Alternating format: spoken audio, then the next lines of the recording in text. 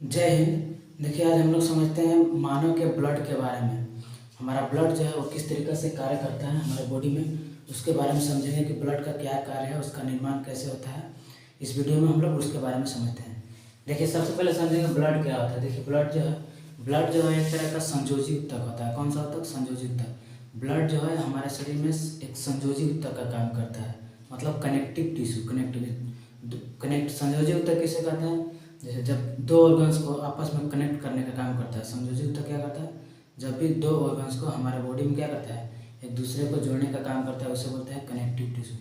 तो ब्लड जो है एक तरह का संयोजी ऊतक है, तरल संयोजी ऊतक है, क्योंकि ब्लड जो है लिक्विड अवस्था में रहता है, इसलिए बोलते हैं ब्लड को तरल संयोजी ऊतक। ऐसे समझिए, इसे मान लीजिए हमारे पास लीवर है, तो लीवर जो है, लीवर को में अगर कोई प्रॉब्लम है, अगर उसको ब्रेन के पास कैसे पता चलेगा? ब्रेन के पास तो लीवर उठ के जाएगा नहीं, तो वो किसके थ्रू जाएगा? ब्लड के थ्रू मैसेज जाएगा। तो ब्लड एक तरीके से क्या है, ब्लड जो है वो ब्रेन और लीवर दोनों को क्या करने का, कनेक्ट करने का काम करता है। तो ब्लड एक संयोजी ऊतक है। आपके हमेशा पूछेगा ब्लड कौन सा ऊतक है, तो एक संयोजी ऊतक है, या जो है संयोजी ऊतक है, तरल संयोजी ऊतक है। अब देखिए ब्लड का निर्माण कैसे होता है, ब्लड जो है वो बनता क्या है? तो हमारे बॉडी में जो ब्लड जो है वो अस्थि मज्जा में बनता है, बोन मैरो में बनता है। अस्थि मज्जा किसे कहते हैं? अस्थि मज्जा किसे कहते हैं? देखिए, तो हमारे हड्डी जो होते हैं, बड़ी बड़ी हड्डियों जो होती है वो खोखली होती है। तो हड्डियों के बीच में खोखली स्थान होता है, जब खाली जगह होता है, तो उन खाली जगहों के बीच में छोटे छोटे छिद्र पाए जाते हैं। छोटे छोटे छिद्र में एक विशेष प्रकार का ऊतक पाया जाता है, उन्हीं को बोला जाता है अस्थि मज्जा। तो उन्हीं अस्थि मज्जा में जो है हमारा ब्लड का निर्माण होता है। मानव में ब्लड का निर्माण कहाँ होता है? अस्थि मज्जा में। इंग्लिश में बोलते हैं उसे बोन मैरो। आपसे पूछेगा ब्लड का निर्माण कहाँ होता है, तो अस्थि मज्जा में होता है। अस्थि मज्जा किसे कहते हैं? तो हड्डियों के बीच में जो छोटे छोटे छिद्र पाए जाते हैं, उसमें एक ऊतक पाया जाता है, उसी को बोला जाता है अस्थि मज्जा या बोन मैरो। अब देखिए, ये बोन मैरो जो होता है वो सभी हड्डियों में नहीं होता है। जो बड़ी बड़ी हमारे बॉडी में बड़ी बड़ी हड्डी है, उसके बीच में पाया, जैसे हाथ वाला हड्डी में होगा, पैर वाला में होगा। जैसे उंगली है, तो उंगली की हड्डी में बोन मैरो नहीं होता है। तो बड़ी बड़ी हड्डियाँ होती है, जैसे रीढ़ की हड्डी हो गई, इन सब हड्डियों के बीच क्या होता है? बोन मैरो होता है। तो उन्हीं बोन मैरो में जो है वो ब्लड का निर्माण होता है, खून का निर्माण होता है। अब इससे देखिए पूछा है कि व्यस्क मानव में ब्लड का निर्माण कहाँ होता है, तो अस्थि मज्जा में होता है। अब जस्ट इसके अपोजिट एक और सवाल पूछा जाता है कि भ्रूण अवस्था में, जब भ्रूण अवस्था यानी भ्रूण अवस्था में ब्लड का निर्माण कहाँ होता है, तो भ्रूण अवस्था में जो है वो ब्लड का निर्माण जो होता है वो लीवर में होता है। कहाँ होता है? लीवर में। भ्रूण अवस्था किसे कहते हैं? जब कोई भी बच्चा अगर माँ के गर्भ में रहता है, तो उसे भ्रूणीय अवस्था कहा जाता है, भ्रूण कहा जाता है। तो भ्रूण अवस्था में जो ब्लड का निर्माण जो होता है वो लीवर में होता है। कहाँ होता है? लीवर में। और ऐसे अगर पूछेगा तो ब्लड का निर्माण कहाँ होता है? अस्थि मज्जा में होता है। अस्थि मज्जा में होता है। अस्थि मज्जा भी होता है, वो दो तरह से होता है। अस्थि मज्जा में दो तरह से, एक होता है पीला अस्थि मज्जा और एक होता है लाल अस्थि मज्जा। अस्थि मज्जा के दो टाइप, एक पीला अस्थि मज्जा और दूसरा लाल अस्थि मज्जा। तो पीला अस्थि मज्जा में जो होता है वो WBC का, पीला अस्थि मज्जा में WBC का निर्माण होता है। पूछेगा WBC का निर्माण कहाँ होता है, तो पीला अस्थि मज्जा में। और लाल अस्थि मज्जा, रेड बोन मैरो जो होता है, उसमें प्लेटलेट्स और RBC का निर्माण होता है। प्लेटलेट्स और RBC का निर्माण कहाँ होता है? रेड अस्थि मज्जा में। लाल अस्थि मज्जा में प्लेटलेट्स और RBC का निर्माण होता है। इसके बारे में पढ़ ले। पूछेगा भ्रूण अवस्था में RBC का निर्माण कहाँ होता है, यानी ब्लड का निर्माण कहाँ होता है, तो लीवर में। कहाँ होता है? लीवर में। अब हम लोग समझते हैं, देखिए एक वयस्क मानव में कितना लीटर खून होता है, तो मानव में जो है हम लोग एक वयस्क मानव में 5 से 6 लीटर खून होता है। कितना होता है? 5 से 6 लीटर होता है। लेकिन महिलाओं में जो है पुरुषों की अपेक्षा जो है खून जो है आधा लीटर खून जो है वो कम होता है, हाफ लीटर कम होता है। मतलब पुरुष में 5 से 6 लीटर होगा, तो उसमें हाफ से एक आधा लीटर क्या होगा खून, महिलाओं में पुरुषों की अपेक्षा कम होता है। क्यों होता है? ऐसे समझिए, महिलाओं में जो होता है, महिलाओं में खून कमी होने का मेन रीजन यह है कि महिलाओं में जो होता है वो एक मेंस्ट्रुएशन साइकिल होता है। मेंस्ट्रुएशन साइकिल हर महीने MC होता है। इसके वजह से जो है वो ब्लड क्या होता है, महिलाओं की बॉडी से क्या होता है, क्या हो जाता है, खत्म हो जाता है। इसलिए क्या होता है, महिलाओं में खून जो है वो पुरुषों की अपेक्षा क्या होता है, थोड़ा कम होता है, हाफ लीटर कम होता है।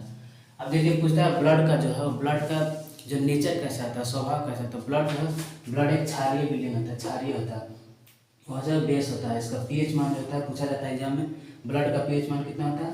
7.4 होता है। ब्लड का pH मान 7.4 होता है। अब देखिए पूछता है कि ब्लड जो है हमारे बॉडी का, पूछेगा ब्लड जो है बॉडी के वेट का कितना प्रतिशत जो है वो हमारे बॉडी में ब्लड रहता है, तो 7%। किसी भी वयस्क मानव में, किसी भी आदमी में जो है उसका वजन का 7% जो होता है वो खून होता है।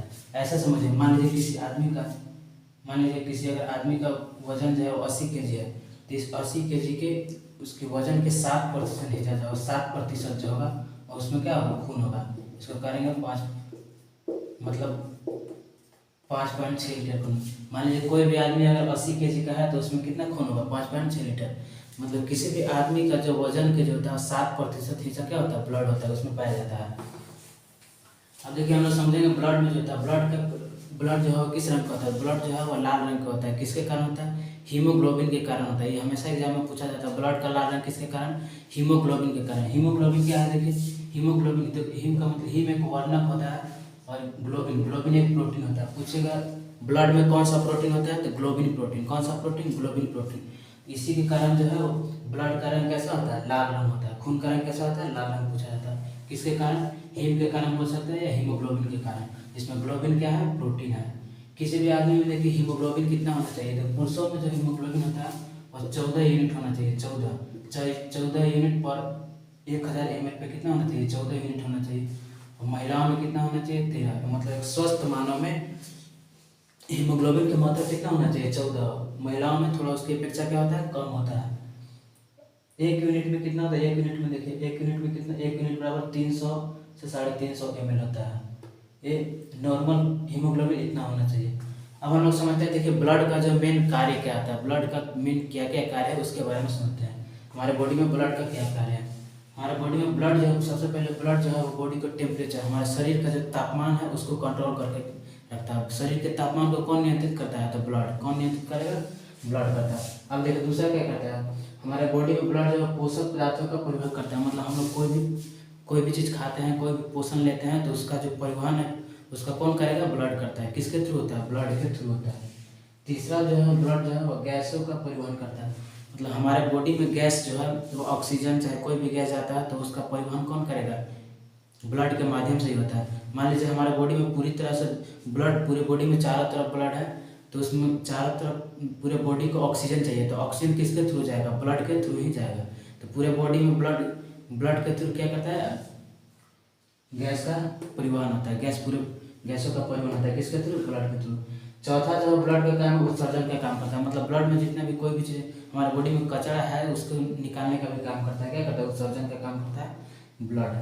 अब देखिए ब्लड जो है वो कहाँ पे जमा होता है। ब्लड हम लोग समझ चुके हैं ब्लड कहाँ बनता है, तो ब्लड तो अस्थि मज्जा में बनता है।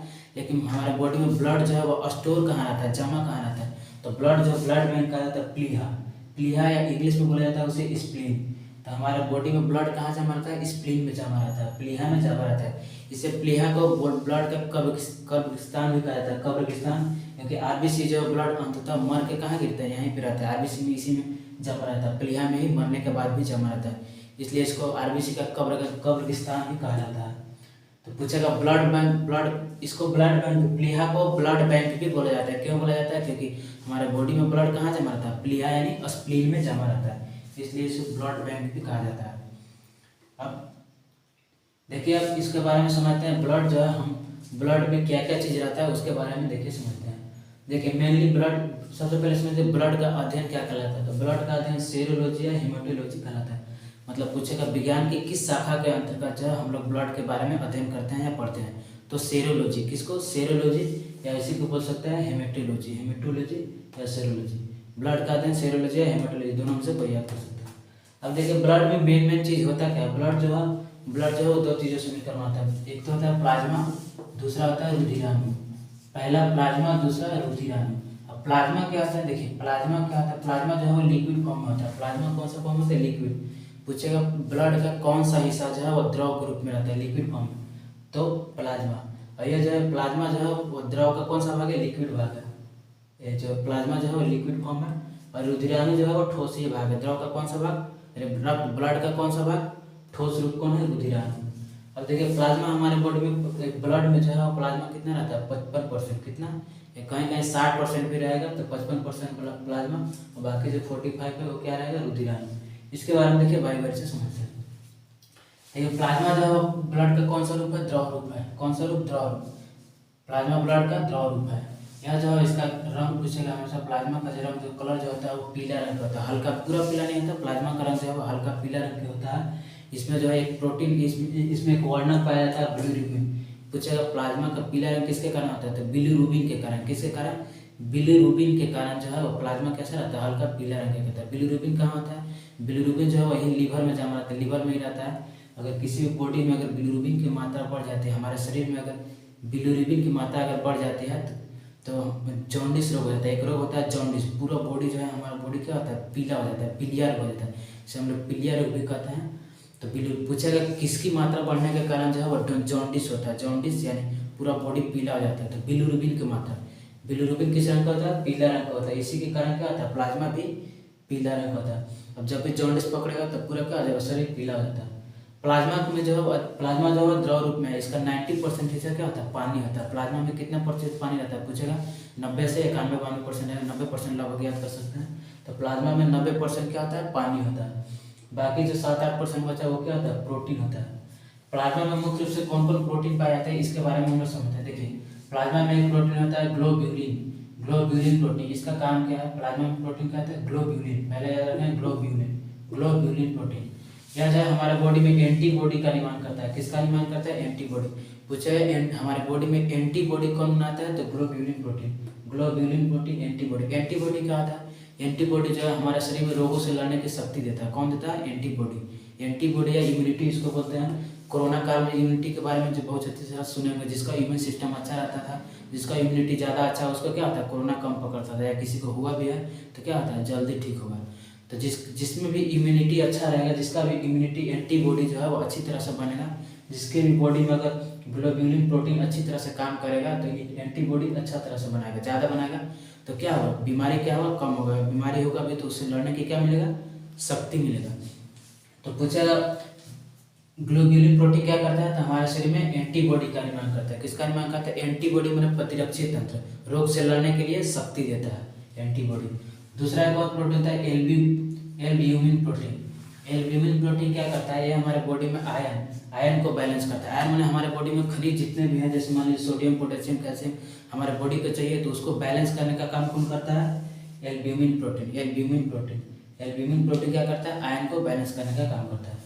अब देखिए एक और प्रोटीन होता है फाइब्रिनोजेन। फाइब्रिनोजेन प्रोटीन जो है हमारे बॉडी में ब्लड को क्लॉट करता है, ब्लड को, खून को जमाने का काम करता है। कौन सा प्रोटीन, ये हमेशा एग्जाम में पूछा जाता है कि कौन सा प्रोटीन है जो ब्लड क्लॉटिंग में सहायता करता है, खून को, रक्त को थक्का बनने में सहायता करता है। तो फाइब्रिनोजेन, फाइब्रिनोजेन प्रोटीन।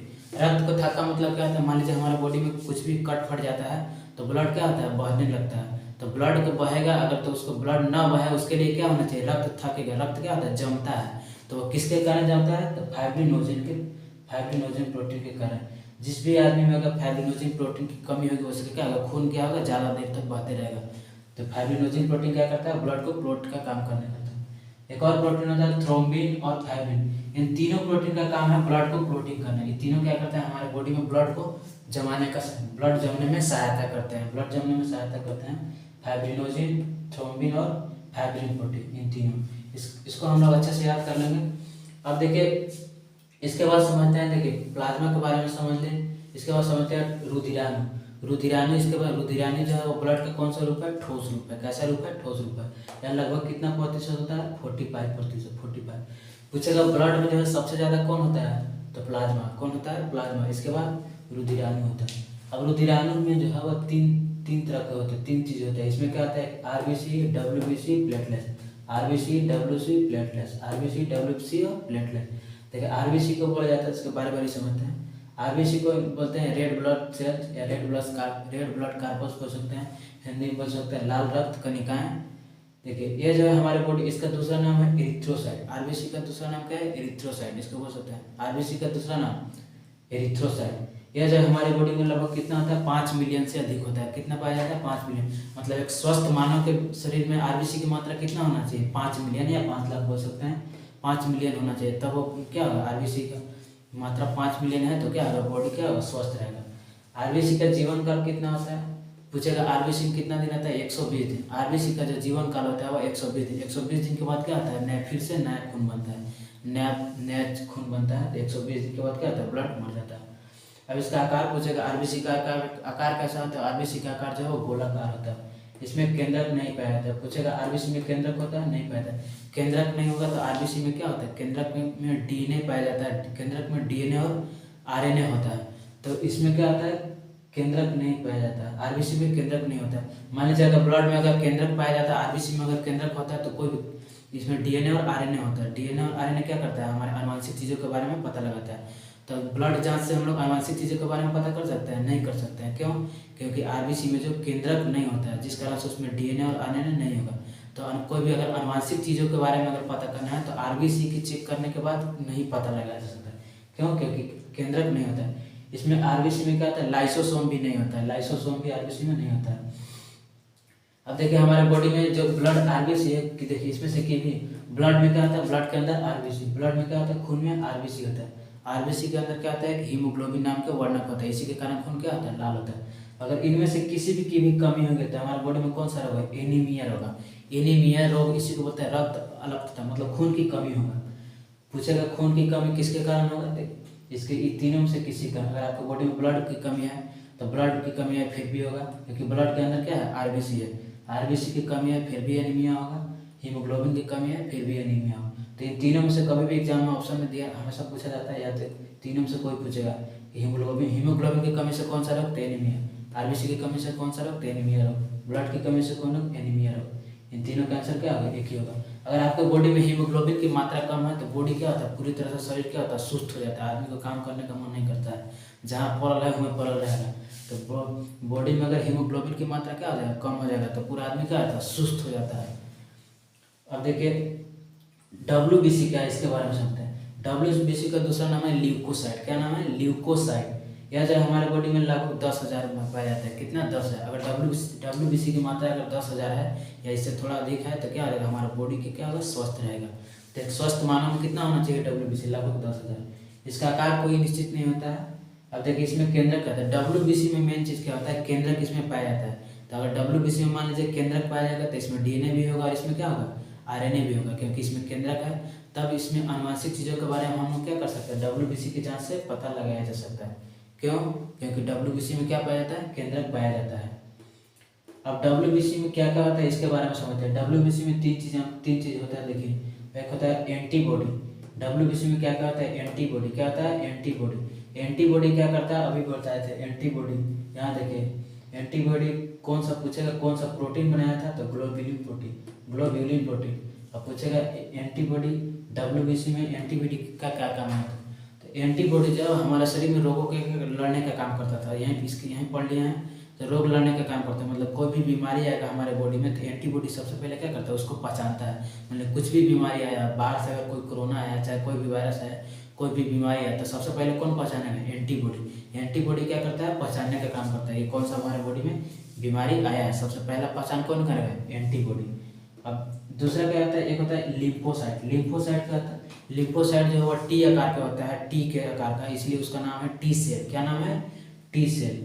यह जो मेन बीमारी से लड़ता है, बीमारी से मुख्य रूप से बीमारी से लड़ने का काम कौन करता है? लिम्फोसाइट। रोग बीमारी को पहचानेगा कौन? एंटीबॉडी। पहचानेगा कौन? एंटीबॉडी। लेकिन लड़ेगा कौन? बीमारी से लड़ता कौन है? लिम्फोसाइट। देखिए लड़ता तो सब है, लेकिन मेन जो लड़ने का काम करता है सबसे ज़्यादा पावरफुल जो है वो लिम्फोसाइट होता है। लिम्फोसाइट बीमारी से क्या करता है? अधिकतर लड़ता है। अब एक होता है मोनोसाइट। मोनोसाइट क्या होता है? इन तीनों में सबसे बड़ा होता है मोनोसाइट। यह जो है भक्षण करता है। मान लीजिए बीमारी में कोई भी वायरस आया, कोई भी जीवाणु आया तो उसको क्या करेगा? मार के खाएगा। तो मार के उसको खाने का काम कौन करेगा? मोनोसाइट। मोनोसाइट क्या करेगा? बीमारी को मरल चीज क्या करेगा? भक्षण करेगा या खा लेगा। तो पूछेगा सबसे बड़ा कौन होगा? मोनोसाइट। कौन होगा? मोनोसाइट। पूछेगा बीमारी से लड़ता कौन है? तो लिम्फोसाइट। रोग को पहचान कौन करेगा? एंटीबॉडी। इन तीनों मिलकर क्या कर देगा? रोग कोई भी बीमारी होगा तो लड़ेगा। डायरेक्ट आपसे एग्जाम में पूछा था डब्ल्यूबीसी का क्या कार्य था? डब्ल्यूबीसी क्या करता है? डब्ल्यूबीसी में तीन चीज़ जो है, तो डब्ल्यूबीसी जो है हमारे बॉडी को क्या करता है? हमारे बॉडी को बीमारी से लड़ने के लिए क्या करता है? बचाता है। अब देखिए एक वायरस, एक बीमारी होता है HIV। HIV अगर किसी को हुआ है तो उसमें टी सेल मर जाता है। HIV का कोई इलाज नहीं होता है ज़्यादा। तो HIV में जो लिम्फोसाइट होता है, टी कोशिकाएं, यह जो है पूरी तरह से मर जाती है। अभी हम लोग पढ़ेंगे टी कोशिकाएं जो होती है, टी सेल जो होते हैं, यही जो है बीमारी से में लड़ने का काम करता है। तो अगर किसी को HIV हो गया तो क्या करेगा? लड़ने की क्षमता ही खत्म हो जाएगा। टी कोशिका क्या हो जाता है? मर जाता है। एग्जाम में पूछा भी जाता है कि HIV में जो है वो कौन सी मतलब HIV में किसकी हानि होती है, कौन सी कोशिका मर जाता है, तो लिम्फोसाइट, या एग्जाम में लिखा रहेगा टी सेल। कौन सेल, टी सेल, या टी आकार का होता है इसीलिए इसको बोलते हैं टी सेल होता है। अब देखिए एक होता है इसके बारे में समझते हैं प्लेटलेट्स क्या होता है। तो प्लेटलेट्स क्या होता है, हमारे प्लेटलेट्स का दूसरा नाम क्या है, थ्रोम्बोसाइट। क्या नाम है, थ्रोम्बोसाइट। प्लेटलेट्स का दूसरा नाम थ्रोम्बोसाइट। ये हमारे नॉर्मल बॉडी में एक व्यस्क मानव में, एक स्वस्थ मानव में कम से कम प्लेटलेट्स की मात्रा कितना होना चाहिए, 2 लाख से अधिक होना चाहिए। 2 लाख से अधिक होगा प्लेटलेट्स तो क्या होगा, बॉडी हमारा क्या होगा, स्वस्थ रहेगा। इसमें केंद्रक नहीं पाया जाता, प्लेटलेट्स में भी हम लोग केंद्रक क्या होता है, नहीं पाया जाता है। यह जो है शक्ति प्रदान करता है। जब प्लेटलेट्स का काम हमारे, ये भी हमारे शरीर में क्या करता है, रोग से लड़ने में सहायता करता है, शक्ति देगा। कौन देगा, प्लेटलेट। इसमें क्या होता है, अगर मान लीजिए बीमारी किसी को डेंगू होता है तो उसमें क्या होता है, डेंगू प्लेटलेट की संख्या क्या होता है, पूरी तरह कम रहता है। अगर किसी को डेंगू हुआ, प्लेटलेट्स अगर पूरी तरह से कम हो गया, 2 लाख से कम हो गया, मान लीजिए किसी का 30,000 40,000 रहता है, तो बहुत ही क्या होता है, खतरनाक हो जाता है। उसी स्थिति में क्या होता है, अगर डेंगू हो गया, प्लेटलेट्स पूरी तरह से कम हो गया, तो बॉडी में क्या होगा, थोड़ा भी सहबल नहीं रहेगा, पूरा बॉडी क्या होगा, दर्द करता है। तो ये प्लेटलेट्स की कमी के कारण कहता है। प्लेटलेट्स का अच्छा चीज़ होता है, कीवी फल ये सब होता है, प्लेटलेट्स खाने से क्या होता है, कीवी फल वगैरह खाने से क्या होता है, प्लेटलेट्स क्या होता है, बढ़ता है। अब देखिए किस तरह हमारे बॉडी में 4 तरह के ब्लड ग्रुप होते हैं, इसके बारे में हम लोग अगले वीडियो में समझेंगे। ब्लड ग्रुप की खोज किया था कार्ल लैंड ने 1921 में किया था। उम्मीद करते हैं ये वीडियो बहुत अच्छी तरह से आप लोगों को समझ में आ जाएगी। मिलते हैं नेक्स्ट वीडियो में, तब तक के लिए जय हिंद।